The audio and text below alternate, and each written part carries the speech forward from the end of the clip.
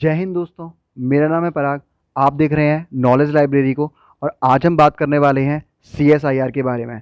ये सीएसआईआर होता क्या है, इसका उद्देश्य क्या था, इसका हेडक्वार्टर कहाँ पर है और ये क्या क्या काम करता है, किस मंत्रालय के अंतर्गत इस काम करता है, ये सारे क्वेश्चंस के आंसर हम इस वीडियो में लेने वाले हैं।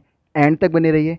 बहुत ही इंपॉर्टेंट एक ऑर्गेनाइजेशन है इंडिया का, और इसके बारे में यूपीएससी और पीसीएस में क्वेश्चंस भी पूछे गए हैं।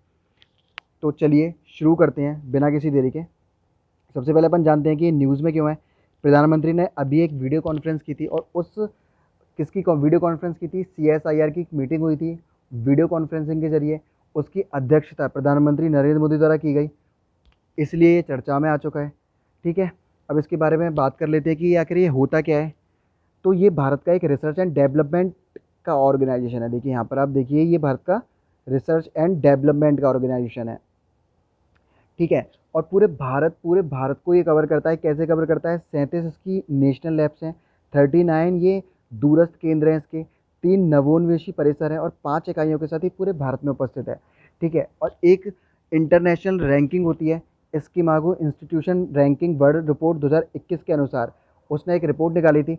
1587 सरकारी संस्थानों पर ये रिपोर्ट निकाली गई थी, और 1587 सरकारी संस्थानों में इस सीएसआईआर को मिला था 37वां स्थान, जो कि बहुत अच्छी बात है।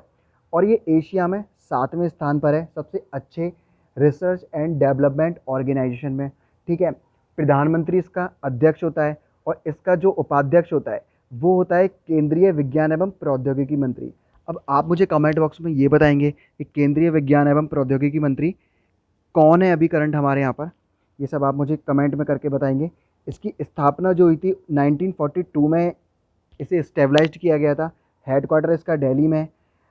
उद्देश्य क्या था? ऑब्वियस सी बात है, रिसर्च एंड डेवलपमेंट ऑर्गेनाइजेशन है, तो इसका उद्देश्य क्या होगा? रिसर्च करना और डेवलपमेंट करना, यानी अनुसंधान करना और विकास करना। ठीक है, लेकिन किन किन क्षेत्रों में कर सकता है ये विकास, ये सारी चीज़ें देखने लायक हैं। देखिए, रेडियो एवं अंतरिक्ष भौतिकी के क्षेत्र में, समुद्र विज्ञान के क्षेत्र में, भू भौतिकी के क्षेत्र में, जैव प्रौद्योगिकी के क्षेत्र में, रसायन में, ड्रग्स में, और बहुत सारी चीज़ें इसके दायरे में आती हैं। बहुत सारी चीज़ों में ये रिसर्च एंड डेवलपमेंट करता है। तो एक विस्तृत ऑर्गेनाइजेशन है भारत का रिसर्च एंड डेवलपमेंट के मामले में। अब यहाँ पे आपको ये 3 चीज़ें दिखाई दे रही होंगी, ये क्या है? ये इसकी उपलब्धियाँ हैं। ऐसी ही इसकी बहुत सारी उपलब्धियाँ हैं, लेकिन मैंने आपके लिए मेन दी हैं ताकि एग्ज़ाम में आपको ज़्यादा नहीं लिखना पड़ता, एक लिमिट में लिखना पड़ता है। और लिमिट के लिए ये 3 एग्जाम्पल आपके माइंड में बैठे रहेंगे।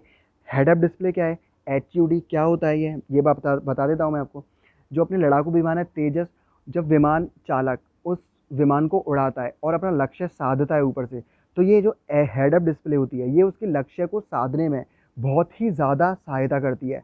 और ये HUD डिस्प्ले CSIR द्वारा ही डेवलप्ड की गई थी। ठीक है, एक है सोलर ट्री, दूसरा रंग कलर चूज़ कर लेता हूँ मैं। देखिए, एक है सोलर ट्री। ठीक है, सोलर ट्री क्या है? सोलर ट्री कृषि के क्षेत्र में CSIR द्वारा दिया गया एक बहुत बढ़िया डेवलपमेंट है। क्या करता है ये? बहुत ही कम समय में और कम जगह में स्वच्छ बिजली का उत्पादन कर देता है।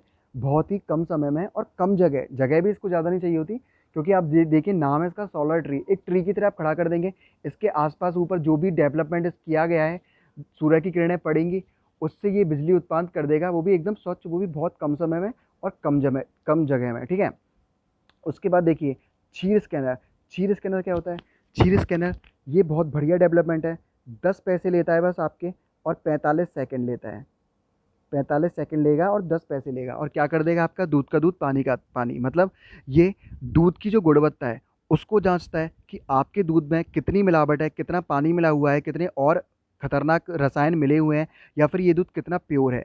ये दूध की प्योरिटी को चेक करता है। ये सारी चीज़ें CSIR द्वारा भारत को दी गई हैं, और ऐसी ही तमाम चीज़ें डेवलपमेंट्स हैं जो छोटी छोटी जगह बहुत हमारी यूज़फुल आते हैं।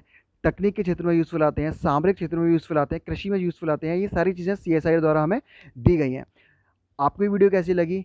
अगर अच्छी लगी हो तो सब्सक्राइब कीजिए, लाइक कीजिए और शेयर कीजिए। Thank you. जय हिंद।